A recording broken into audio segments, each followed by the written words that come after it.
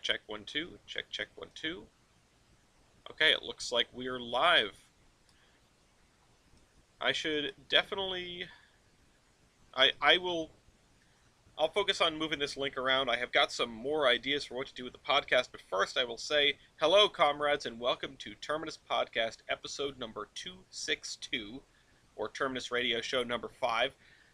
Changing up the title and the thumbnail are two things that we were just discussing before the show, but if you don't know what this is, because the title and thumbnail are not very descriptive, this is a show about railroad news. I'm your host, Ellis, otherwise known as the Admiral. My pronouns are he, him. With me, I have two co-hosts today. We'll go from the top of the list. Hello. You're not at the top of the list. Is everyone's in the same order, right? We checked this last time. The order on the side of my screen is I'm on the bottom, Dean is up on top, and Ryan, you're in the middle. Oh, right. Yeah, okay. Moved. All right. Continue. We can trust that. Go ahead, Dean. Okay. My name is Dean. I took my car to the mechanics recently because it was making this like awful racket sound. He took out the Mariah Carey Christmas CD. Okay. Yeah, tis the season though. All right, and also, Ladies and gentlemen, boys and girls, children of all ages, my name is Ryan, but you might know me as 2026 Productions or Ryan Lugubrious Salubrious Haas and Pepper Magic Foot. Today, my computer is spooling up. My computer is spooling up here because I loaded in the words around. Yeah, I'm happy to be here, folks. It's matching your energy. Your computer is matching your energy. What can I say? Which means these. All right. Now that we know who all is on the show, I will direct everyone to the cargoes document in the description. You don't need to look at it right now, but it's where all the links for everything is going to be. It's where you can find our Discord, the other channels we're associated with, our website, theironhorseman.com. And if you go to theironhorseman.com/Discord, it will drop you out right here in our Discord, where you can join the show once you have a fan rank or other rank. I'm currently working on adjusting some of the server architecture, but we will talk about that when, we'll talk about that later, and it's going to end up in the poll on the server for those changes. So in there are going to be all the news links, including those for the Class 1 Mantle of Responsibility. The current holder has not changed. It is Canadian National. This is the Class 1 that has crashed the least recently. We have incidents from Union Pacific and Norfolk Southern in the last week or so. Actually, over the span of only 3 days, we had 4 incidents. Starting with Union Pacific, they had a derailment near Highway 62 in Campbell, Missouri. There isn't too much information about any of these, but it doesn't look like the most critical and serious derailment in the world. There were some tank cars involved, but I don't believe there was any evacuation or chemical leaks or anything like that. And it seems like they got in there and cleaned it up and reopened the highway fairly quickly. It looked like, for the most part, it was a couple of covered hoppers that ended up on the ground. Although these are all ground level photos in the middle of the night, so it could look way worse and we just don't have an angle on it. Next, we'll cover the other one that happened that day to the Union Pacific, which is actually terrifying. And I'm not going to throw up the photos on the screen of this one. The link to it is in the cargoes. It's the second one, marked December 2nd, 2025, and it has 2 links associated with it. A Union Pacific train derailed in Grand Junction, in Mesa County, near Grand Junction, into the Gunnison River. And it was a locomotive that tipped and ended up in the water, on its side, partially submerged. The Gunnison Fire Department, I believe, the Grand Junction Fire Department was out there extracting the locomotive crew from the locomotive, which was sitting in the river at night during a blizzard, and the crew is so incredibly lucky because if the river had been a few feet deeper where that locomotive went in, they would have been trapped inside the cab. Uh, like genuine nightmare fuel.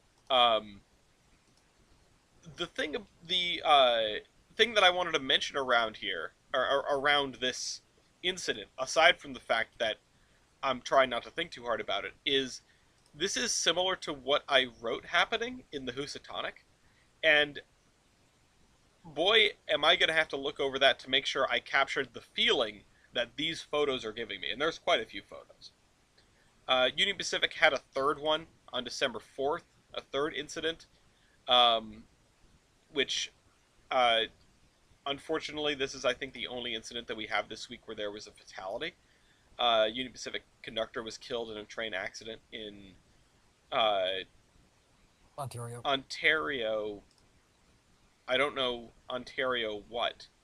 I don't. I assume that's not like the province of Ontario. Um, Okay. but UP runs that far north. uh, but yeah, the a fellow in the comments says the conductor's name was Steve Crow, uh, and he was a down to earth guy, and yeah, it's rough. This is definitely Ah, shit. unfortunate. So my heart goes out to the family there. Norfolk Southern also had an incident. Not that there's a good way to segue around away from the last thing. Norfolk Southern also had an incident, but it was a train slightly off the track that blocked a highway. This is like the least exciting thing. And given the spread here, see, we usually do best rec to provoke a little discussion here. I think like the two highway related wrecks, the Union Pacific one and the NS one, of those two, it seems like the Union Pacific one is the more exciting. Um, I'm gonna have to take the dark horse pick though and say, thankfully no one was injured or killed. The Union Pacific train going into the river because, oh my god, like I don't think we've had Yeah, another. seconded. Yeah, I don't think we've had another incident that feels like nightmare fuel quite as much as this one. So, Well, yeah, I'll have to third that. Not to. I understand that is yeah, it was a very scary incident, and I don't mean to make a joke in light of it, but uh, she was the locomotive was just a little thirsty. yeah, it was a it was a little Living for a thirsty. city. It just went for a schwim. Uh, we're allowed to make this joke because everyone was okay. Exactly. And oh man, there's a I would love to seg away from that into something. There are unfortunately not too many great topics for this, but perhaps the one that I could jump into is one of the articles that we got sent, where a a an AI generated photo of a collapsed bridge uh, it caused such a hullabaloo that trains were stopped for safety inspections. This There's been a lot of talk lately about AI content, and this is maybe the first time outside of like a court case that I have seen an incident of hey, this like affected the lives of real people. It doesn't say for how long trains were canceled and how many like people's commutes got disrupted by this, but um, this is one picture, so I will throw this up on the screen for everyone to see, and I want thought. Oh, this is a WebP, so I can't do that. Like, Um, like it's like it. The picture came after an earthquake happened, so it could have been viable. I don't know. That bridge has been through how much? I don't know. it's an old bridge. Like, It looks like an old bridge. yeah, like it's gotta be like at least 2 centuries old. So I can imagine there's been a couple of earthquakes that have happened around this area, and the bridge has been fine. I don't know, but you know, good on a network whale for just like not being idiots and just sending it. Well, yeah, I mean, of the two options, they picked the one that is more cautious. Um, Yeah. oh, thankfully, very few passengers will have been impacted, as services passing through at that time were primarily freight and sleeper trains. So that's that's thankful. It didn't like ruin thousands of people's morning commutes. What the thing that I would like to see is, uh, you know, it doesn't say what bridge this is. I want to know about this bridge. Well, I mean, Uh, the thing Carlisle of it Bridge is, in Lancaster. it's a I mean, so it's a piece of British infrastructure, which means it'll either outlive the heat death of the universe or like it will blow away at a gust of wind. I'm gonna guess it's probably the prior because it's made of stone and whatnot. And it Also, I survived an would like earthquake. also I would like to mention this sentence. Quote, a BBC journalist ran the image through an AI chatbot which identified key spots that may have been manipulated. they use AI to they use AI to find the AI. And that's not trustworthy either. Like it's not like I don't know in what words like the best way to communicate this to people. Oh, look, there's my mom. I don't know the best way to communicate this to people. I'm gonna have to send her a text in a second. But Also, like that's not AI doesn't know anything.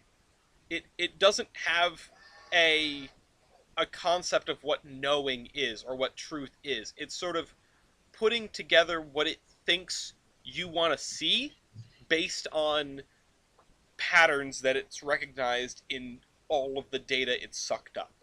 So that's it's wrong to say that it's even wrong to say that it's unreliable, right? Because that implies that it has a certain goal in mind, like a target that it's trying to hit. It doesn't. Uh, I kind of am curious to see what the AI said about the AI generated image, because it's it's like you can obviously tell that the image is not real. How can you tell that the image is not real? Because you can go over to the bridge and the bridge hasn't fallen down. That's how you can tell. Uh, And like also, if the bridge did collapse, there probably would be a lot more like media outrage because it looks like it's over a road, looks like there's some houses nearby, like there would be some commotion. yeah, and you'd get more than one and angle. calls to and calls to like emergency services. Yeah.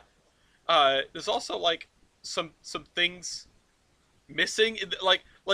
Actually, that's a good point. AI generated image shows this house over to the right. The image that the documentary that the reporter took, which looks like it's supposed to be the same location. There's no house there. Uh, Yeah, there's also There is. no guardrails. Yeah, There's a house there. Hold on, I'll put it in Terminus News. That's the AI image right there. no, I'm yeah, but saying the I'm real saying the real photo. There's no house there. There is. There, Hold there's on. not though. That's Look. the that's the full image right there. Oh. Okay, it's a different angle. You didn't See, scroll down far enough. this one is cropped. It's cropped. Uh, okay. Well, I don't. Well, whatever. Now, But there's no I railing. will say, yeah, but it also looks like that railing would have been taken out by the debris. So, I feel like you'd see a railing in the debris. oh, I don't. This is the dumbest argument that we've had in a while because like the photo isn't real. Like it's not. We're not comparing. We're not comparing. Like a before and after photo. We're comparing a photo and a and fake a not picture. photo. Yeah. Um. So don't do this. By the way, don't. And it says so in the article, but like, don't make a fake bridge collapse photo and then send it to your local transit agency and be like, guys, everything's falling down. Like, we need to. they're this, it's a problem. This is a problem. People should not have this much power.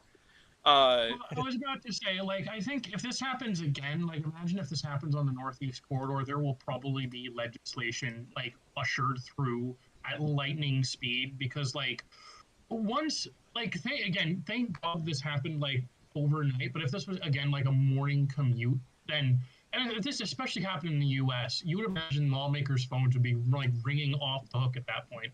I would hope so. Once they find out once it was AI, too. Like, I definitely agree. Like there does need to be a lot. Like this does usher in the conversation about trying to regulate AI.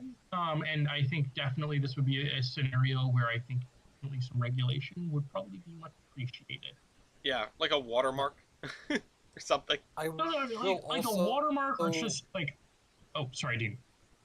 Sorry, just like I would also like to point out that the BTP was made aware, but there was no investigation. They just didn't care. Yeah, I mean, it would be kind of there. Like, come I'm on. not usually one for being punitive, but there should be consequences for bamboozling the transit agency this hard. Um, and if this didn't happen in the middle of the night, maybe Is that an official charge? Bamboozling? Yeah, there.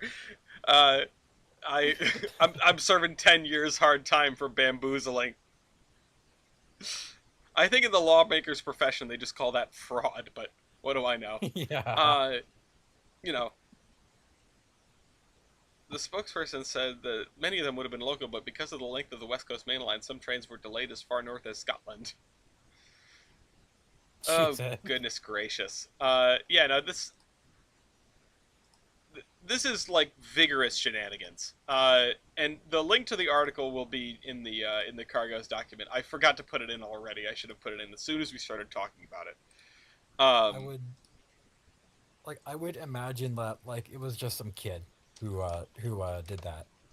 Yeah, some adolescent, too much time on their hands. Darn kids these days, etc., etc. Um, but yeah, so that's charged with bamboozling Well, is the first thing we're yeah. going to talk about on the podcast today. If you know something that you want us to talk about in terms of railroad news, etc., you are welcome to hop onto the show, put your hand up, bring a piece of news. If you've got fan rank, we'd love to talk about it. Um, Horizon says hello. Let's get him uh, in. Horizon, welcome Uh, to the show. Hello, it's been a while. It sure has. How How have you you been? doing? I've been doing decently. Uh, as a, as can anyone say. That was not English, but whatever. That's okay. We don't do True. that here. Uh, In- what's on your Ah, platform? like- What railroad chicanery have you brought to us? I have brought some F40 news. Uh-oh. Uh, Caltrain good or bad? has its good Amtrak F40s. Well, kind of Amtrak F40s. Caltrain recently had a board meeting, and they had what was the wording they used? Let me scroll up and find it. I have found the link. I'm going Yes. to just throw it in the foam pit for now so that everyone can grab it. This is the Yeah. thing that you posted. I think not this past week, but the week before. Yeah, it's like just after last radio call in. Here it is. Whereas staff recommends that the board approve the agreement with Caltrans, the California State Transit Agency, or Department of Transportation, for the lease of 3 F40PH-2C locomotives, 3 Bombardier cab cars, and 13 Bombardier coach cars Okay. to the State Transit Agency. Oh, we are so back. Yes. These three sets would most likely be used on Amtrak Capital Corridor services as, backup power maybe capacity expansion. We don't know yet. Huh. And it would bring in a revenue stream for Caltrain, the owner of these equipment, of about $2 million a year. And at the moment, they have a 5-year lease Huh. planned. That's $10 million a year for 10 million bucks in total for 5 years of 3 train sets. Mm-hmm. Honestly, that seems like a bargain. It I don't know about does, you. It sounds like a great deal. especially for desperately needed capacity expansion. That was a capital Because corridor struggling. everything is kind of struggling at the moment. Well, I mean, to be fair, California. I mean, they recently remember, guys. They've got a lot on their plate. You know, with their new Gold Runner service and all of that. It's just a rename. It's like I have issues with the Gold Runner name. Yeah, exactly. I believe, as far as I heard, like this is just an anecdote / hearsay from I think an Amtrak employee. The reason they changed it to Gold Runner is because that's what they want to name the high-speed rail service. So, assuming Amtrak, yeah, call it the Gold Rusher. Gold Rusher. Nah, that would make sense. Yeah, Gold Rusher is better. I like Gold Rusher. Yeah, it is much better. But assuming Amtrak takes the high-speed rail operations, if the San Joaquin Joint Powers Board lets them, they've been having issues, which I don't know enough about to comment on, but assuming Amtrak takes that, the Gold Runner name would then move over to the high-speed rail, which... And then what? Is... I don't know. And then the San Joaquin comes back? And then the San Joaquin service dies, I guess, because they have the dedicated tracks. The Southern Pacific comes back. No, but local service. I mean, the high speed does not exist. Boo, lame. The high speed rail isn't going to hit all the towns that the San Joaquin hits. They're not going to stop in all those stations, right? I think they are. Let me get the station. That's not a very efficient high speed rail, then. Well, I mean, you can run express trains. They have a stop in Madera, which is a town of like under 100,000, if I'm remembering right. So, well, they had to get. This is value engineering. I mean, it's not really value engineering. It's politics, right? It is. We want to do the thing, but in order to do the thing, we have to make way more people happy than is reasonable to be directly affected by the thing. So then we need to make the thing less efficient so that we can make all the other people happy. Yes. My guess is it would be a service pattern of some kind to stop there, because it's not just 2 tracks and the platforms. So. Okay. Yeah, I'm I haven't really kept up with what they've been up to lately, but I know that it's been, I know that it has been, slow and relatively steady progress, if nothing else. Hello, Gunda Throne, and hello, I'm currently listening to the VC. I want to ask if I can ask a question and be brought up if I can ask the question. I know you do not have rank yet, although... Just kidding. I know who you are. This is another account of yours. You need to stop getting new accounts. Sorry, I don't mean to put this. I don't mean to put this user on blast, but I just get so confused every time. But yes, you may. And then we will figure out your rank later. Remind me. Exclamation! Remind me. 30 days. Remind me, like, 24 hours. Like, I'll fix that tomorrow. There's already too much stuff today. Too much stuff tomorrow. I feel like I've been gold running all over the place. God. I mean, sorry. I mean San Joaquining. Hang on, I'm San Joaquining all over the place. No, I have just the audio file for that. Just... I don't... I don't Oh, I don't yeah. like where this is going. Um, so There you go. yeah, I guess Play Amtrak play certainly that for the stream. no. I guess Amtrak has certainly a need for equipment of any size or shape, right?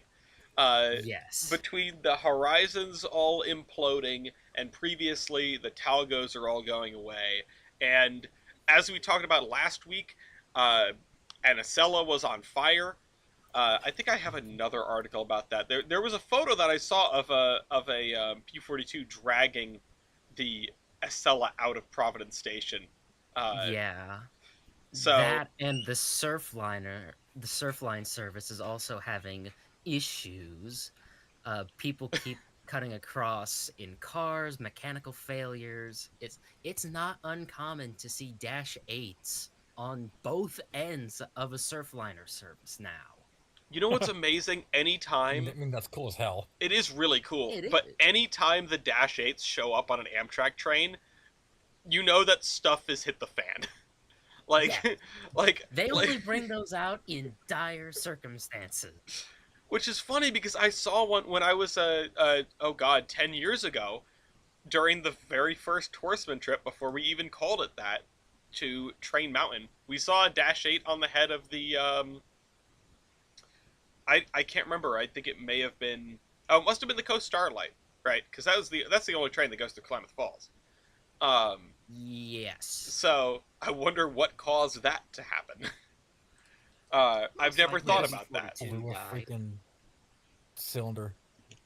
Oh yeah, I'm also going to throw down the other link to this. So the other link to the Other Amtrak link. fire, or the Acela fire. The Am I mean, fire. it's still The Amtrak. Am fire. I'm just trying to be more specific here. Um, Wait, do they cook hamburgers with Amfire No, that's Am Flames. On- That's something Am totally different. flames. on the Am grill? It's all with yeah. the It's all. Am buns? car. The Am Bodega. The Am bodega. Oh, that's what I'm gonna start calling it now. I'm not going to the cafe car. I'm going to the Am bodega. The Am bodega. Listen, if someone has Someone their cat on board, they please- need to like let it go inside the Am bodega. So it's Someone more accurate. please send an email to President Trump Pass. asking to rename the Amtrak buffet, the Amtrak dining cars to the Ambodegas. No, see, that would only work if you ask to like rename them to the Trump TM Ambodega. He's Wait. not going to go for it otherwise. Wait, hold on. You don't Actually, know. what you might Funny. need to do is you might need to contact whoever's in charge of the Empire corridor, because it makes sense. If you're running your trains from Albany to New York City, you need to go to the bodega. That's It's okay. true. That's true. It should be Perfect. specifically Oh. on the Empire service. Wait, hold on, chat. Let me firing up some Jarvis. Fire up paint.net. Oh, you know what we really Oh, need? no. You know what we really need to know though, and this is gonna be the wrap up here before we move on to the next caller, I suppose, because Elliot doesn't have their hand up, but I know wants to ask a question based on the comments here. So put your hand up. You should be able to. Which is what color? What color in the you didn't no not yet. Who let them in? Not yet. One person at a That time. was me. We're all getting used to the organization here. What color is the little corner of the car then for Phase 7 or whatever for the Ambodega? Brown. I don't know why I Probably also thought brick brown. red. Orange you're- or tabby for the Bodega Cats. Hold on. I'm whipping up a little something, and the thing is that you're gonna have to understand the vision when you see it, because I have a very specific idea for how this works. Is it stupid? Yes. But It's fine.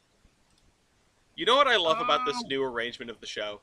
That we only get through like 3 or 4 things, but we have fun doing it. Oh shoot, that's right. We have the very first article that got posted after last podcast, back on December 1st, was a California high-speed rail related article, uh, which I don't have access to because I don't pay for Trains Magazine. Something that I've been wanting to do for a long time: get like a group Trains Mag subscription for the Iron Horseman Yeah. for the purposes of the Remember that. podcast. But I'm gonna throw that in as well, and people can maybe we can Hey, circle back around to it later, but. I Uh, I have a free read still, so I can copy and paste the article text in like streaming and recording. Okay, well, how about we I'm over. circle Okay. back around to that? Yeah. And for now, I will say thank you for the F40 talk, and Yes. I will hand the microphone over to Elliot Ludwig, who has now been officially let up into the speaking mode. Although Yeah. I'm not sure if are you there? Yes, I know I'm here. Oh, I'm here. sweet, fantastic. What is welcome to the Hello. show? What is on your platform? My platform. I was gonna ask a question. Go Like ahead. a real question. Like I was thinking earlier, like about Amtrak. You know, I'm Hmm. not. I'm European, as you know, and I was thinking about yes, but why should Amtrak exist? Like, should it exist at all? Um, It's if you want to know why Amtrak should exist, you need to look at why Amtrak does exist. And it is yes. Yeah, I know the why it exists. yeah, I'm asking why should it exist in the future? Like, why? Well, well, I think you have to understand, like, Amtrak, for what it is actually an extraordinary piece of legislation, and it's an extraordinary company, as it's one of the few that crosses party lines. The fact is, it's unfortunate to admit this, but we're a two-party system here in the United States. And as it currently stands, it's hard to get any kind of cooperation in total to cross those lines. Amtrak is one of the few that continues to do that. The thing is that if we were to hand passenger service back over to the states or even home railroads, it's going to automatically get wrapped up in the federalism and inherent political football that befall the passenger trains in the first place. So, Amtrak, as it currently stands, I think needs to currently exist into the future. The fact is that it's done such a good job at being. I mean, we often refer to Amtrak. A lot of people think of Amtrak as a failure because they just don't run high-speed trains. But if we look at it from a logistical standpoint, Amtrak's actually been a huge success. So I think ultimately it would make very little sense for Amtrak to go away. And Amtrak proven to be this big, dare I say, political campfire. I'm going to be honest. I I Oh, think The I grill. think one of the an Amfire, if you will. Uh, There you go, the campfire. I think The bodega. one of the most important things to consider is without Amtrak we don't have passenger trains functionally. Maybe a couple of the corridor services would survive. Commuter rail agencies would survive, but Amtrak exists because running long distance passenger services is plainly not profitable. And if you put it in the hands of the companies who ship all of our freight, whose most important thing is to make money for make value for their shareholders, um, passenger trains don't fit into that equation anywhere. If you were to if you were to ask Union Pacific to run the California Zephyr, they simply would not. If you were to tell them to run the California Zephyr, they would make it as difficult as possible to get them to do that.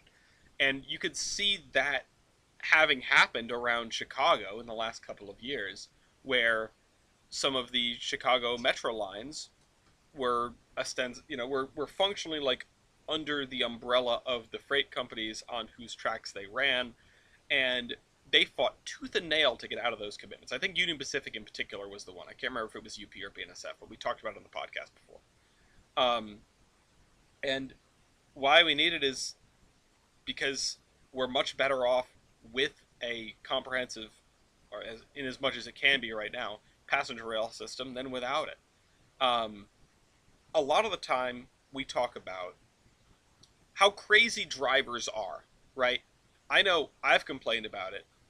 I know you've complained about it, Dean. Ryan, I haven't heard you Yeah, complain about it as much, but I know where you drive, so I know that you should be.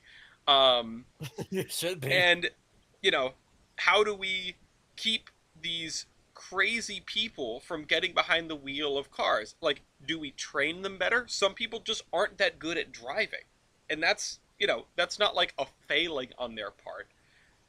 But not everyone has great reaction time. Not everyone is attentive all the time. People make mistakes. And if you were to, if you want some people to not have to get behind the wheel, you have to provide them with an alternative. And Also, yeah. getting on Amtrak is a great alternative to the Great American Road Trip, which is something that's so deeply entrenched in our culture. And it's so much That's less annoying than interesting. flying. That's interesting. So why don't they take Amtrak then? People Well, do take there's Amtrak. There's not much. yeah. The thing is also is that Amtrak is also for a lot of communities in what's typically known as flyover country. Amtrak is one of their only ways of transportation. There's a fair number of cities, especially if you look on the route of the Empire Builder, if you look on the route of the Crescent, the Texas Eagle, the Southwest Limited, or the Southwest Chief. If you look on all of these long distance routes, there's a lot of cities that major freeways don't hit. There's a lot of just country roads that lead to these cities, and a lot of people depend on Amtrak to take them to and from big hubs. I mean, again, in flyover country, there's barely any airports. The road infrastructure, there's barely any, for many cities to get to a major highway is sometimes a bit of a daunting endeavor. Amtrak fills that void. Now, does it fill that void well? Well, it fills it. I mean, granted, there's room for improvement. I mean, the fact that Atlanta, Georgia only has one Amtrak train that serves the city at like 11:30 at night is still kind of appalling. But again, like, for some of these cities, again, this example is more apt for like, insert, small town Wyoming here or Littleville, North Dakota here. Wyoming's a bad example. There's no Amtrak in Wyoming. But that's okay, because there are no people in Wyoming either. Wait, I thought Cheyenne. Doesn't it does not. What? No, I mean, once upon a time, Amtrak went through Cheyenne, but it has not for a while. I think. Oh man, I wish Achilles was here. I think that was the Desert Wind. Or no, that sounds right. Yeah, the Pioneer was Salt Lake to Seattle, so yeah, it definitely was the Desert Wind. But again, That's like really interesting. You get the idea. Yeah, I get the idea. So you're saying that. So you said earlier that it's a logistical wane, but I've heard a lot that, like, how do you say it again? What was it again? Like that. A lot of people complain. So why do they complain? If everybody it's complains. A logistical wane. Everybody complains. The fact of the matter is, oh, this is a great. Oh, I wish I had an article for this. I'll have to go find it. I'm mad at the city of Reading, Massachusetts. But I'm also mad at the MBTA. But the reason that I'm mad, the root of that is that people, the voices of complaining will always be way louder than the voices of people who are kind of okay with something. I'm pretty okay with Amtrak. I mean, I like it. I like it more than most people. But I'm not usually out here singing Amtrak's praises because complaining is far more entertaining. I'm not singing Amtrak's praises as much as the people who dislike it complain about it. Complaining is more entertaining and more energetic, and people love to just sit around and complain. Now, many Ryan, people make their livelihoods on complaining. Exactly. I'm tired of them putting chemicals in the water.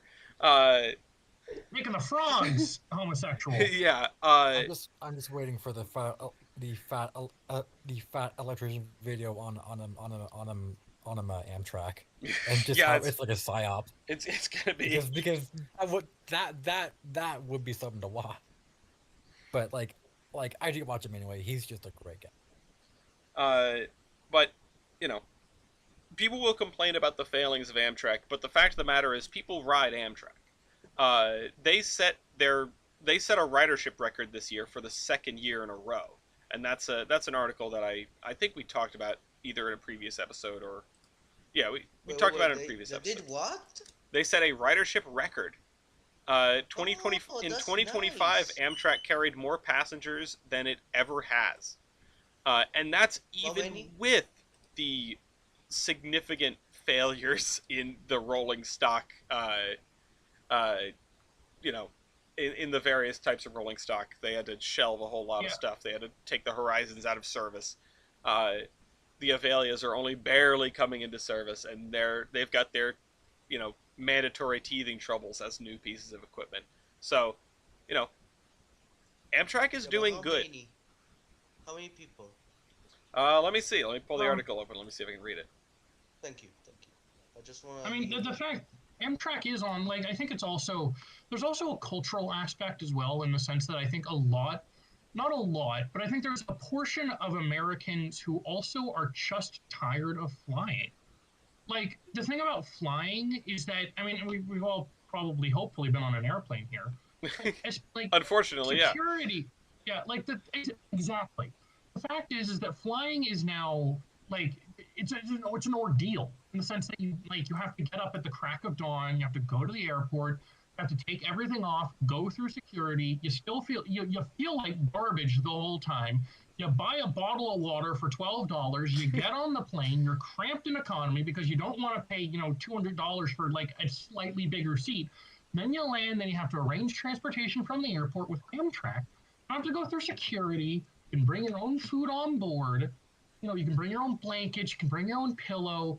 The train stations, they're usually very well located. Except You, in you Saratoga get all Springs. well, actually, Angry sounds. No, just move on. okay, Just move on. Just move on. yeah.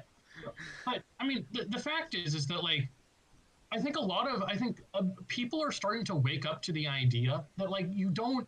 And I think especially for us younger people, I think a lot of younger people as well. It's kind of hip to take the train now. It's kind of in vogue. Last year, Amtrak carried about 32.8 million people. This year, Amtrak carried about 34.4 million people. So it's a 5% increase Wait, over last city. year. How many? About 34.5 million people for fiscal year 2025. That's more than I thought. That's a lot. It's pretty significant. And like Yeah, that's a lot. and more than half of those are outside of the Northeast Corridor. So long distance trains, other corridor services, out of Amtrak's like marquee zone is contributing more than half of the ridership, which is significant. I mean, it goes without saying that the Northeast Corridor is by far the most successful part of Amtrak. But Now that you mention it, uh, now that you mention it, I've heard this Northeastern Corridor a lot. I know what it is, but is it like an amazing thing? Is it something like that? the Northeast It's, Corridor is, it is the only high-speed part of Amtrak's system. It uh, runs through bunches of cities mashed into one another, uh, and it has a top speed of, depending on the train, between 120 and 160 miles an hour. So uh, it's important for that reason. What's up, Ryan? if you refer to not model railroading, my very bad edit is done. Oh no. Oh no. Are we? The bodega. Okay. All right. Yeah. All right. I'm gonna put this up on screen for everyone to see. I bet Gloria will But, get a kick out of this. My wife will get a kick out of this. Uh, but there's also the Northeast Corridor for what the Northeast Corridor is. I think it's also very impressive because it's probably like one of I'd make the argument. Well, for being over 100 years old as it currently stands, and with infrastructure and most technology still dating back to then, including a very old lift bridge in I think Delaware, that trains have to slow down to like 15 miles an hour to cross or something. they're working on it. They might have, yeah, they might have fixed that. I'm not sure. Like it's impressive for what it is. I mean, it's um, again, it's one of the only areas on Amtrak that you see like at least multiple trains an hour. It's also, I mean, most. I don't know. You said you're from Europe. I don't know where in Europe you're from. Yes. Uh, Italy. oh, in Italy. Oh, okay, fantastic. I had the pleasure of riding the high-speed trains in Italy when I visited a couple of years ago. Which also. Um, yes, uh, and one of the things that I noticed about that, and I assume this holds true in virtually every European country, is that when they go to build a high speed, when they went to build a high speed train, this holds true in most of Europe. It holds true in China and Japan. It holds true in some places in the UK, but not as much. When they wanted to build high speed trains, they made them they made tracks for them, right? Like they built these viaducts and these tunnels to have long straight sections and broad, gentle curves so that you can run at really high speeds.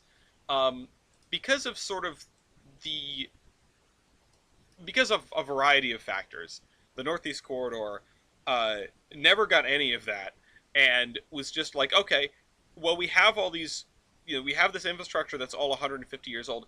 How can we make the trains go as fast as possible with spending as little money as possible? Because a lot of the Northeast Corridor hit its highest speeds in like the 1930s, and the top speeds really have not moved from there. You know, uh, the GG1s could go 100 miles an hour. When once we got past the transition era, and we got when did the Metroliners debut? In the 60s? 1960. I think the first Metroliners came 1967 that were still wearing the Keystones, and then the order continued to be delivered when Penn Central was merged. So some of them then came with the Wiggly Worms, and yeah. And then and those could hit like 125. And well, on a good day when they weren't, they were pretty they were pretty problematic themselves. But also, I'll go back to the GG1s for a second and say that we don't actually know what the top speed of a GG1 is theoretically, or like practically speaking, because in my understanding, based on a story that I heard, which is probably apocryphal, but I like it, they took it out for the test run, and it just kept going faster and faster and faster and faster, and eventually the I can't remember if it was the conductor or the engineer or the inspector or whomever that was just like, we need to stop. I want to go home to see my wife and family at the end of the day. We need to not go any faster. So this is why I want them to figure out how to fix up a GG1 but without just like dropping some other set of motors and transformers into it. Like make a GG1 that's completely as built, just without the carcinogens, and run it as fast as possible, because I want to know how fast they could actually go.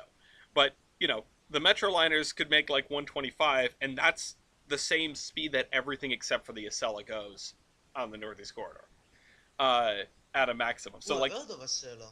yeah. Where's Acela again? Is it What- like the is it like the thing that looks like the Frecciarossa in Italy? Yeah, more or less. It yeah, is yeah. our interpretation on. It's actually the original Acela is a derivative of the TGV in France. Ooh. Actually, I'm pretty sure it was the X2000 in Sweden. Oh, really? Okay. Yeah, because they brought over when they were the big thing about the Acela was that Amtrak was very big into testing European equipment. That's how we got the AEM-7, really the precursor to the Acela, because they tested out a Swedish boxy thing and a French not boxy thing. Effectively nicknamed the French fry and the Swedish meatball. They liked the meatballs more. So that's when. So you can imagine, from French fries and meatballs, we got a toaster. The AM-7s. Yeah, obviously. They were silver. Yeah, because they had that. And then the thing is that I'm pretty sure, I think there, like a lot of things, Amtrak really, a lot of their big pushes come from some whim of political wind. And I think this might have actually been, ironically enough, I think it might have been during the Reagan administration, that it was seriously considered for more high-speed development. So that's when we brought over the Intercontinental Express and then the X2000. Both of which, by the way, you can find some pretty interesting photos. They did a national tour of both sets, so you can find a photo of them Miami. In the opening reel of There Goes a Train, like there is footage of, I think, the X2000 running under the Amtrak name. Yeah. If we go to not model railroading, here's a photo of the ice in testing. Not not the bad ice, the good ice. They're like, it was like the Ice One, wasn't it? Yeah, Yeah. yeah, that's the one. Um. Yeah, and then we also have what is it? Where is bro? Um. Yeah, So here you can. yeah, Here's it's a derivative yeah, of the Swedish design, and yeah, it's yeah. the Here closest thing we have to a bullet train. Okay, here's a I photo. liked it. Here's a photo of both of them at Penn. I think this is Penn Station. That is uncanny. I'm I going thought you were to say Penn Central. both forward this to the foam pit so that everyone can see it, and I'm going to put it up on the screen as well. So give me a second to save this image and throw it up on the screen. And Uh, they were they were towed around by a pair of repurposed turbo liners. It was great. But yeah, put Okay. that back up I'm on the sorry. screen. I didn't mean I don't mean to No, no, hijack that's this. good. I'm That's terribly good. sorry. I appreciate it. It's a hell of a lot better than dead air, and also it's good to. I appreciate it when people come on the show who know what they're talking about, because if anybody knows me, they know I don't. Uh, I'm just really good at making stuff up on the spot and making it sound convincing. Basically, what I'm saying is I'm the original Chat GPT. Uh, Oh, and I can collapse a bridge like nobody else. God. Uh, Wow. Hi all right, FBI, how you doing? all right, Wait, what? Ellie, Yeah. what's up? I was about to say, What's up? thanks for coming on the show, and that was a good question. No, thank you. All right. I'm gonna go into not model railroading as well. Oh, sorry, no, it was streaming and recording, and I'm gonna read out this Horizon. I assume had to take a step away, but they were nice enough to print out this article for us. The California High Speed Rail Authority this week issued a request for proposal for the contract to build track and related systems for the 119-mile first segment of the project between Merced and Bakersfield. $3.5 billion contract. Proposals are due by March 2nd of next year. And more details are available in the article, I guess, if you're interested in placing a bid yourself. Um, Along with track construction, the project will include the catenary system, train control, and communication system. So, there's a quote from the rail authority's CEO saying that we're doing this now to. It sounds like what he's trying to say is we're doing this now to get ahead of the ball. Like, it is no time like the present to put this out, and I mean, what's a railroad without track, right? Like, this is very important. And once you have track, which this implies that they have most of the stuff to put the track on, right? Which that's been all the work up to this point has been viaducts and right of way. So they're gonna put track on that, and then Yeah, I was gonna say this is the California High Speed Project is especially interesting to follow because returning to our discussion about Amtrak and the Northeast Corridor, this is like, to my understanding, the earliest incarnations of the high speed rail project in California was to take a very straight and direct route. However, again, returning back to our discussion about politics and efficiency, apparently they had to heavily modify the route to take one that was significantly more inefficient. Just because I think it hit like the home, like the was it central, like I forgot how they do it here in the states, like the cities of where counties are located, like the head cities the of a county county. seats. Yes, the county seats. So it's I don't mean to hijack all of this. It's a very interesting. It's very interesting to see how California High Speed has evolved.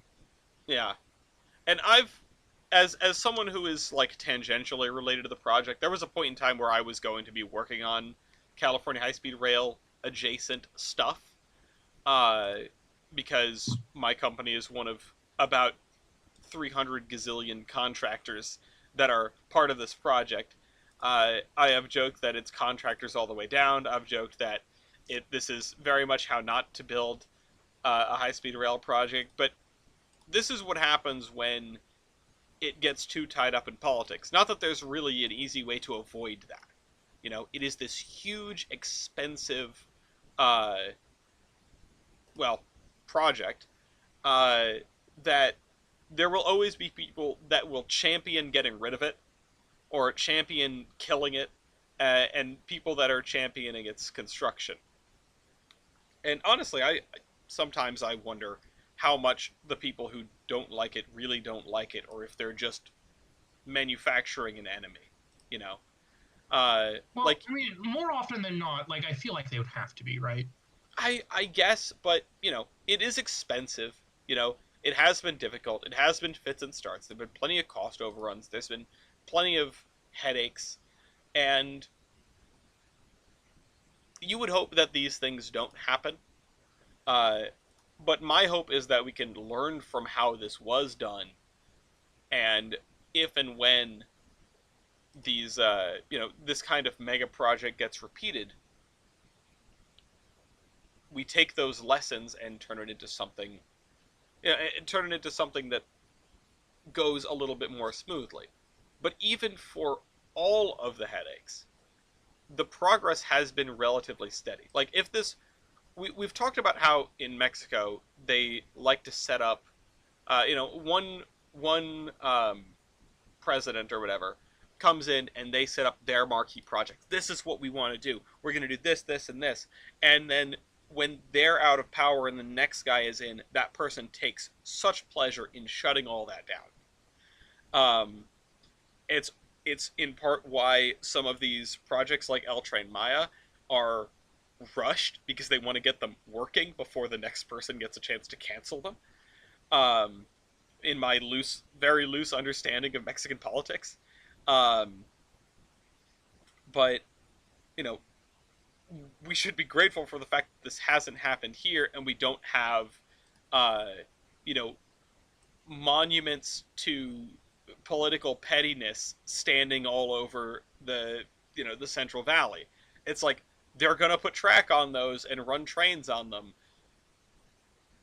Don't let anyone f with this. We're working on it.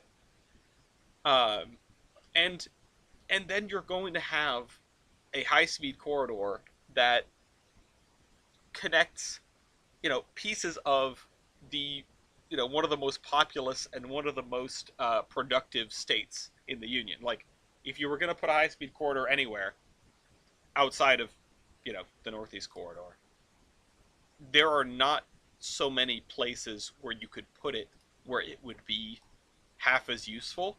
This is one of them. Texas is another one, but we've all seen how that's going.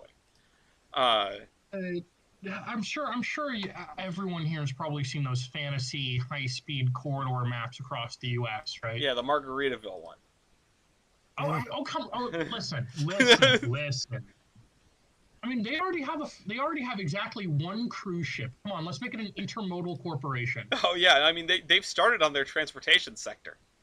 They've got That cruise ship apparently is a piece of garbage, but you didn't hear that from me. Well, it's okay. Margaritaville is. Well, let's just say I'm glad I went, but the vibe was the best part about it, and the food was not in the top 3 things. Oh, Ellis, that is a nice slow burn. I might have to employ that somewhere. That was impressive. I very much enjoyed going to Margaritaville. To say that I've been to Margaritaville. Were you wasting away? Oh yeah, especially after I ate that giant shrimp dish that didn't taste like a whole lot. A bit concerning, but it was fine.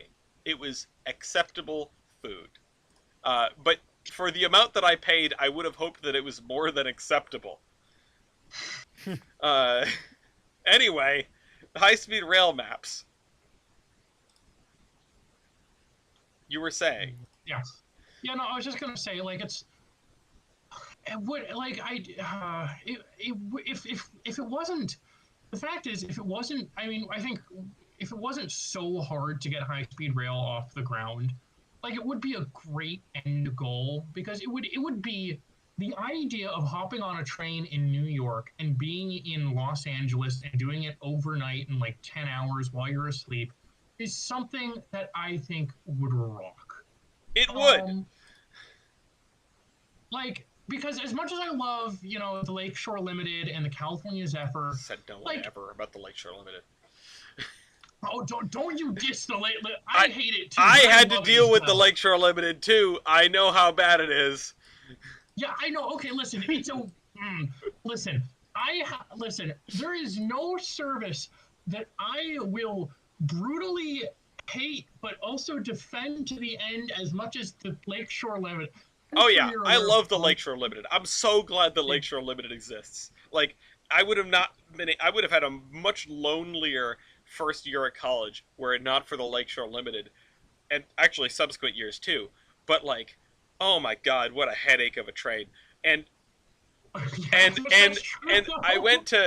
went to Cleveland recently. Now that the Lakeshore Limited is back, by the way, we are so back that I can don't look at the map, by the way. Don't spoil yourselves. Um, uh, but I can see 448 and 449 on the map right now. Those guys haven't been around since the sinkhole showed up like 4 months ago, and they are back. Um, but yeah, no, I get where you're going with this. We should have a high-speed corridor. We should have like wires up the Empire corridor at least. It's flat. Thanks, New York Central. Yeah, actually, that was like whenever the topic of high speed does come up, I always point to the fact like the most efficient way to do like a New York to Chicago high speed corridor would be doing it on the former water level route. Like it is the water level route. It's way easier than going the other way, even though the other way Yeah. is cooler and awesomer. Well, and plus like if you're looking at it from like a population standpoint as well, like you can.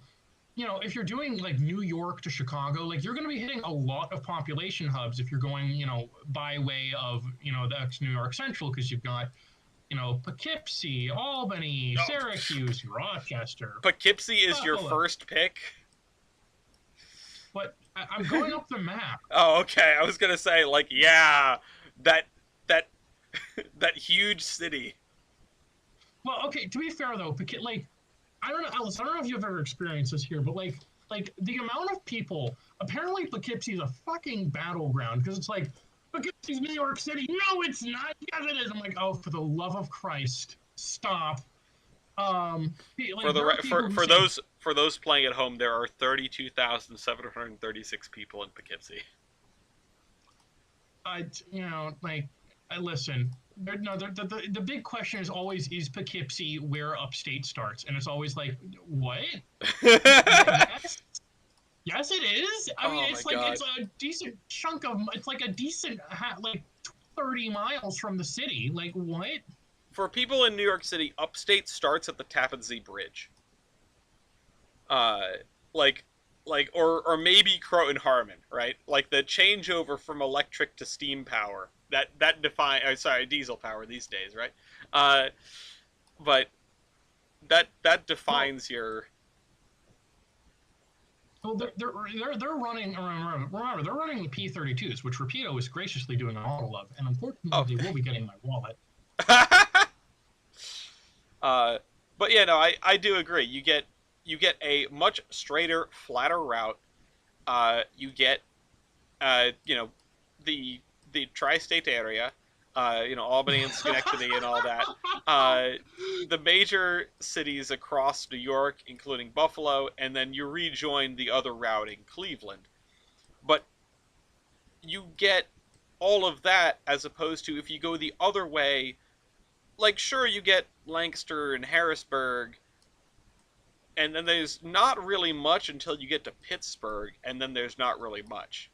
Also, you would have to you would have to essentially find a way through the Alleghenies, which and trying to get all that private Good luck. property back Yeah. in government hands, like you're gonna run into more problems than just the terrain.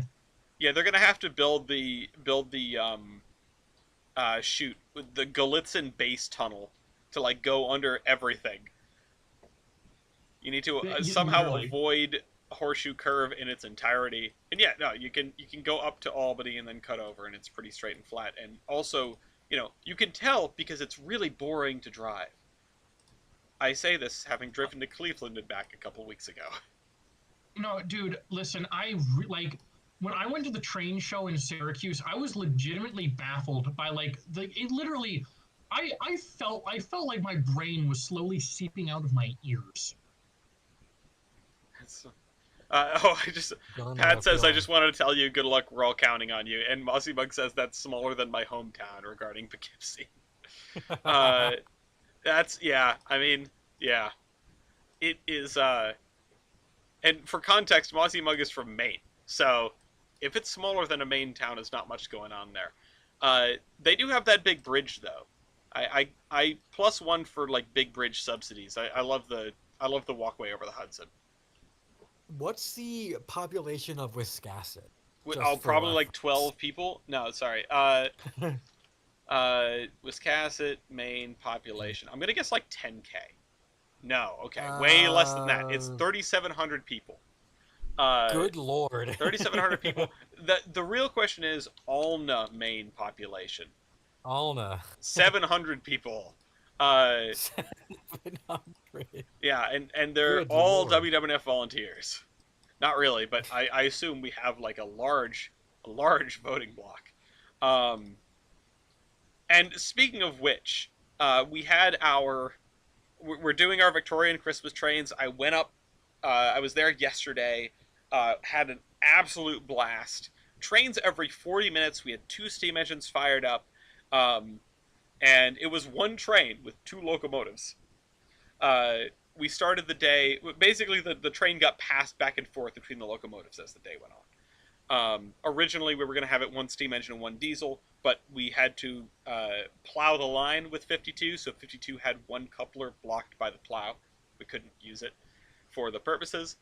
And the big piece of news that's come out of Alna lately is it's hit the presses that we are going south. Currently, a quarter mile. We're going to cross the road and we're going to build a tail track effectively. And this isn't going to be for at least another year. We're going to start, in 2027. We'll probably get some track crews on the other side of the road, and we won't connect it up for a little while after that, I don't think, because that's a big deal. Once we cross the road, we're going to be it's a public right of way. We're going to be under FRA jurisdiction. It means we need fancy newfangled things like automatic brakes that can be controlled from the cab and that will activate in case the train comes apart. Um, and we also need to have a better system for replacing ties and rails and doing maintenance of way work because currently we use mostly physical power. We had a big crew of folks out there for the work weekend. Uh, um, Ryan, you didn't make it to that. Dean, you were there, right? Uh, For what again? Sorry. for the work weekend. You were at the work weekend, Uh, yeah. yeah. That's right. We shared a room. Um, Yep. and we had a bunch of people out there. We replaced a 300-foot stretch of rail over the Hummelstone Brook Mm-hmm. trestle. Um, This and sucked. it was, Oh. I mean, it sucked, but it was also great. Like the weather was perfect. Yeah. Like we Well, struggled like. with like how to align a curve, but we figured it out eventually. Um, Yeah, by eyeballing it because yeah, well, because that's what you because do. What do you, someone kept screwing with the freaking string. well, someone might have tripped over it. It was me. Someone being you. Yeah. Yeah. Uh, but the Just string was like not super helpful anyway, because I wasn't there when they set up the string, so I was struggling to understand what the measurements were supposed to mean. Uh, but we got that curve in place. I mean, I'll tell you what, it's fine. We rolled over it a dozen times yesterday, and it's perfectly because fine. we eyeballed it. Yeah, well, yeah, Uh, sometimes you got to do that. that's Uh, that's that's Don't what jinx it, works. Ellis. You That's don't need a string. Just look at you it. don't need a string. No, the string was important for like moral support before we tried to eyeball it.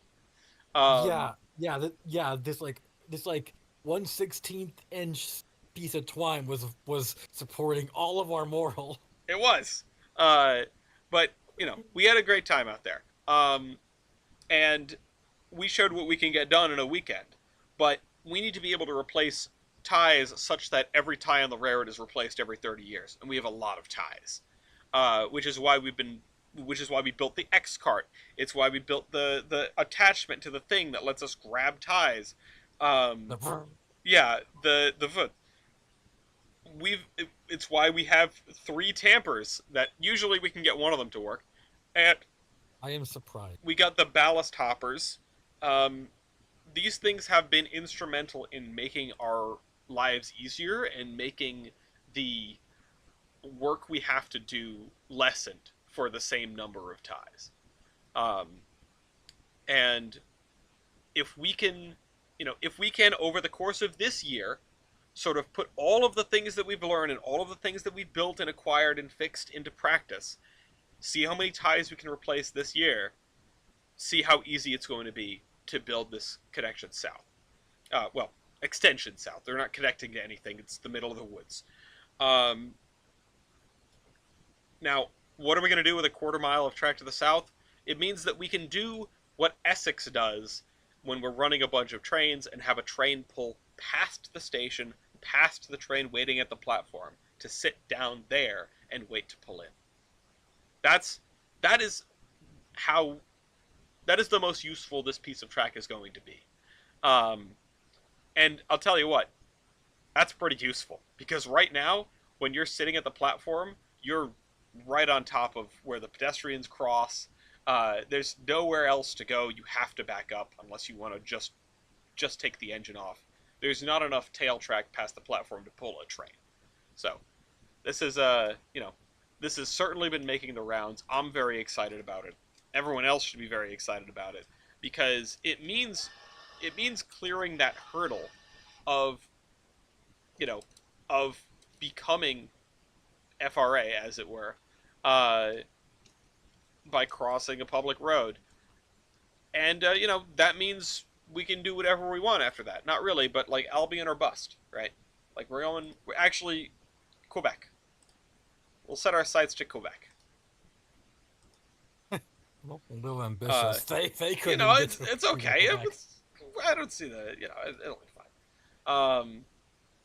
Well, we need to go to Farmington first. We need to connect up with the SRRL, and then Quebec.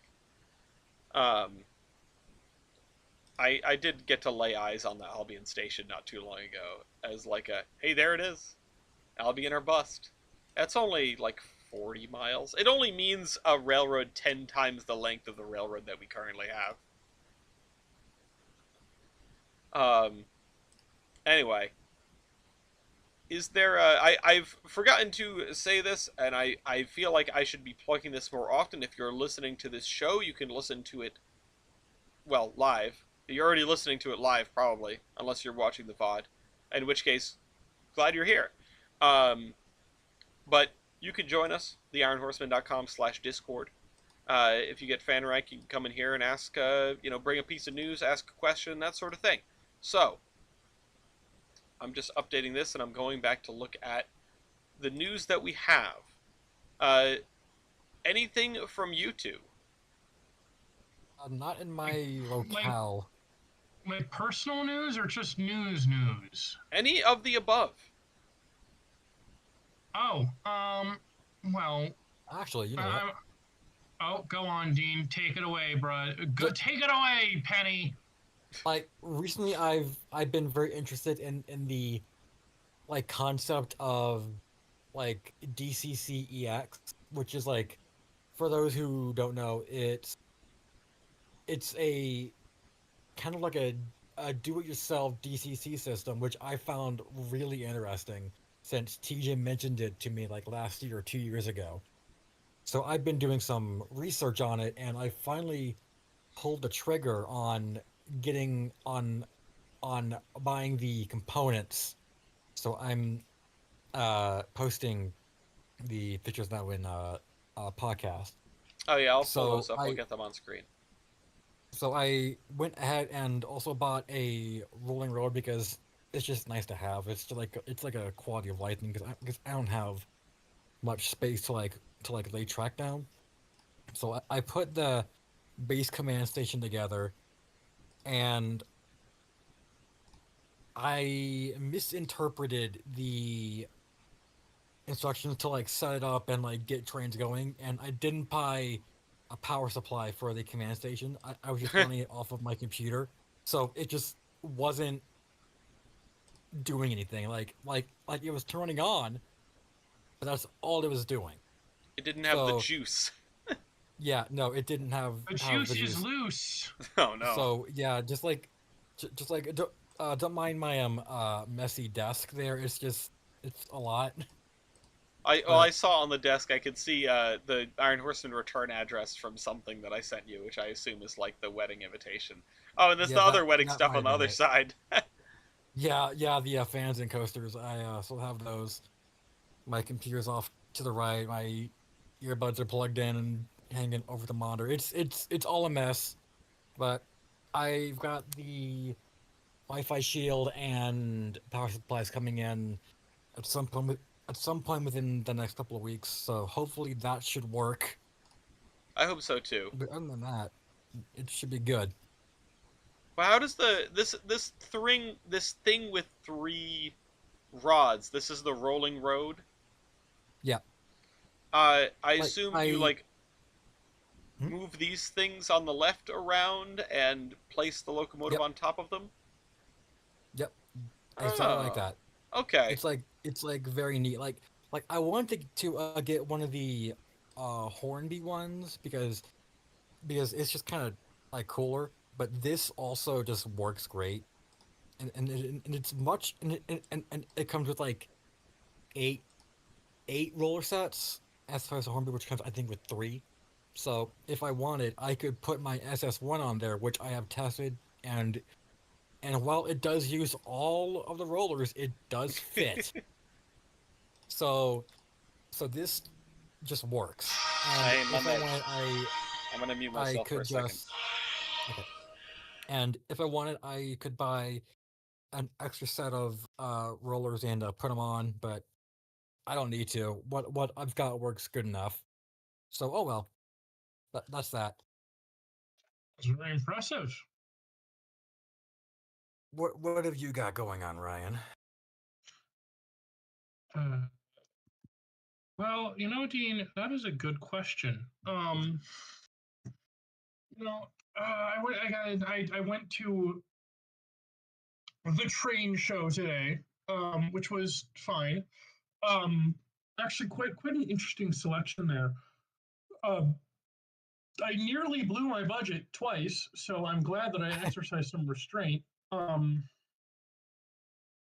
but yeah, so I nearly walked out with a Broadway limited consolidation, but I didn't want to play locomotive roulette again. Um, because Did you it was pay Oh, for it? nondescript. No, I didn't Well, buy it. I didn't. well, I ultimately well, just yeah. sort No, of. you said you were walking out with it. I. No, I said I almost did. Um, no, the thing was is that it was like, I was thumbing through all of the, it was actually a surprising amount of vendors for there were there, and this guy had a Broadway limited Paragon 3 consolidation, and I was like, oh, wonder what the deal with this is, and it was he switched out the decoder for a nondescript soundtracks decoder, which kind of a bit of a red flag because usually you want to list what type of decoder you have on there. And apparently the air pump was missing. Okay. oh. So it had So no brakes. yeah, basically, it was for a good price, but ultimately I was like, well, I could use this money to buy an SY. So it all returns back to the SYs. So,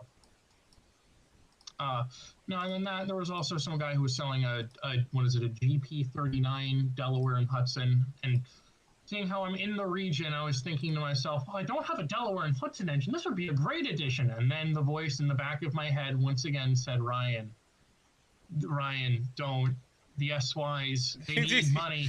You just need more SYs.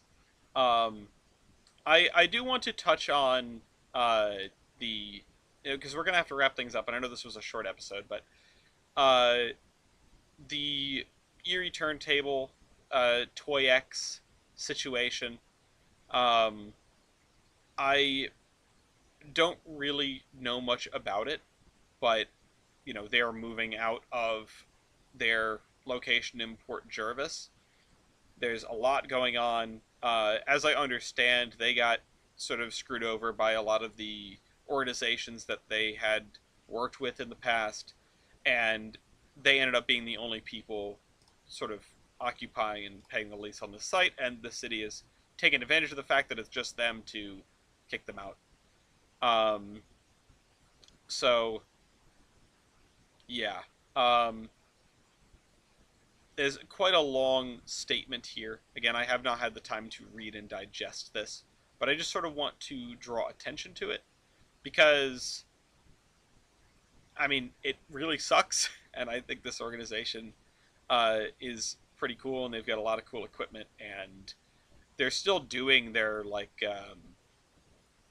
uh, their events this season. So they're still doing Operation Toy Train through or on this coming Sunday. So you know they're not giving up by any means, but they're going to have to find a new home. They're working towards that right now. So I don't know if you two are familiar with this at all. Um, I just know people who are, you know, major players in here, and it makes me feel bad that they're getting booted from where they've been working out of without Oh, really these the people have opportunity the to ear. do it. Yeah, these people have the Erie EE8. Oh, oh dear. Yeah, it looks like these guys have a lot of neat equipment. Yeah, you're right. Yeah. Um, they're still optimistic about not having to leave. I don't know if that's a realistic aim, but I know that this has sort of caused quite a stir. So I don't know. I invite everyone to sort of keep a close eye on this. I can't say very much about it because I don't know very much about sort of what's going on. I only know what statement has been made, and there's a lot of politics going on in the back. Also, Mossy Mug says, Dean, this stuff is right up my alley, so let me know if you need help, presumably about TCCEX. Okay, I'll keep that in mind. I got a pig I somewhere. might need it. I Um, might need it. yeah, hopefully, Yeah, it hopefully looks you can like get it to work. Um, it looks like this group is like it looks like they kind of lean more to like use like more like to the charitable aspect of being a museum from what I can see from thumbing through their Facebook. So yeah, it's sad that they're getting the boot. Like I feel like there's a missed opportunity here for the city to partner with them and build a proper museum, something that would probably be a little bit more beneficial in the long run. In my rose tinted glass kind of perspective. you would hope that a municipality would sort of see the value in an organization like this. You know, you can't get this kind of org is not everywhere, especially one sort of, one that's sort of doing this much charity. I mean, who doesn't like Operation Toy Train, right?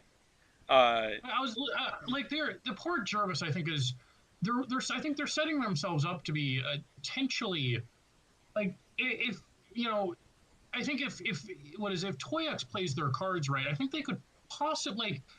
And I don't mean to sound nihilistic or trying to make this like a battle or something. But if Port Jervis plays or what is it, if Toyex plays their cards right, they could theoretically get they could probably get the press on their side. Yeah, and I think that's all right for them to do. Um, so yeah, we'll see if anything really significant changes from sort of the expected course of action, which is they're going to find a new home. But I've been by here a couple of times, and I was always sort of curious because It's a fairly noticeable kind of place.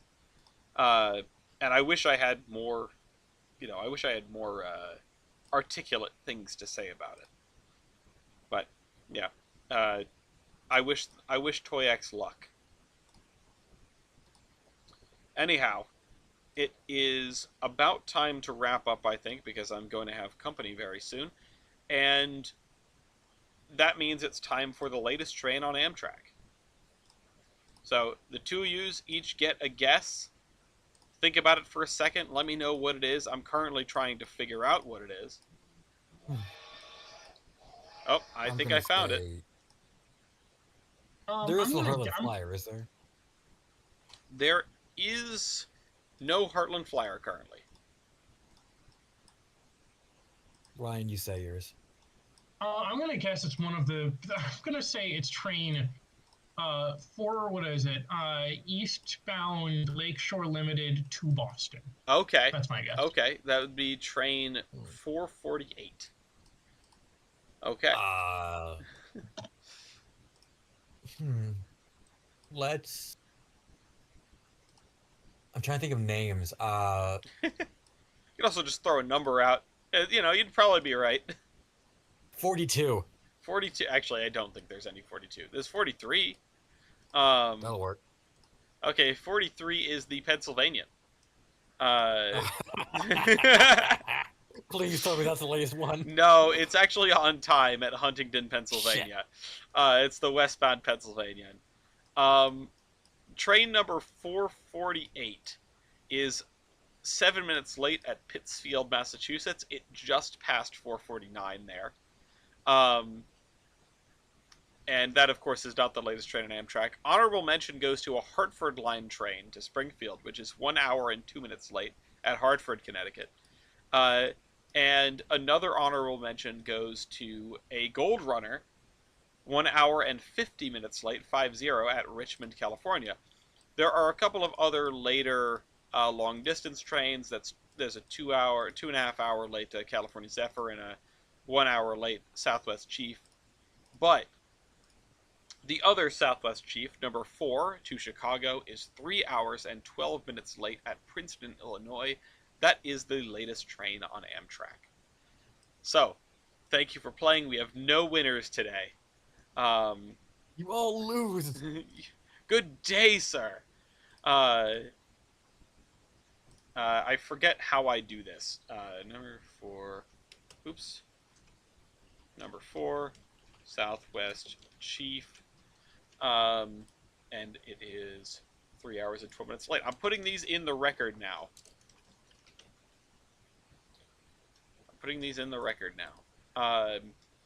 Anyway, time to wrap up the show just about. I'm going to pull open my procedures again because despite the fact that we do this twice as often as the previous podcast, it's not all in front of me anymore, so I forget it more easily. More trading cards are coming soon, TM. More stuff is coming soon, TM, as in more videos, Locomotive Versus. Next year is probably the likely place to find it. I am trying to, we're doing this show weekly now. This is the test, and once we go into next year, I'm going to sort of hope that it's working fine and make it permanent. One of the things I've thought of doing, though, is having the show, the podcast, the radio show part, in conjunction with Locomotive Versus, but we do Locomotive Versus after the show. Yeah, hi, East. I've been summoned. You have been summoned. Well, we're just wrapping up the show, and I'm sort of spitballing about when we're going to do Locomotive Versus in the future. We've only got a couple of weeks until the 21st. We're actually exactly 2 weeks away from the 21st. That will be Zombie Train Locomotive Versus. That is a tradition that is not going away. And thanks for helping me out, you two, and also East. Thanks for coming around. Hi, what's up? I would love for you to. Ending, but What'd you say? I didn't think it would be ending so quickly. I mean, I know you guys want to get rid of me, but goddamn. Yeah, well, I know. Well, it's. Listen, we got to wrap this up before he keeps talking. No. It would be going on another half an hour or so, but my mother is on her way. Um, so, thanks for coming on the show, and thanks to our guests that came along and called in and asked questions and brought articles. That can be you, dear listener. If you visit theironhorseman.com/discord, that's theironhorseman.com/discord, or use the link in the description, or the link in the cargoes, which is linked in the description. Tell your friends about the show. We are working on making some snappier looking thumbnails, maybe a snappier kind of title that expresses what the show is about instead of wondering what the Terminus means. Um, Thanks, of course, to the other contributors to the show, like Steve and Wes. Without them, we would not have the logo base and we would not have the trading cards. Thanks to Virtual Railfan for not sending us a cease and desist, which they are well within their rights to do, I think. And of course,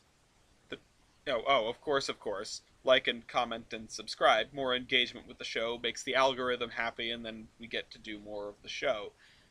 The train will terminate at this station.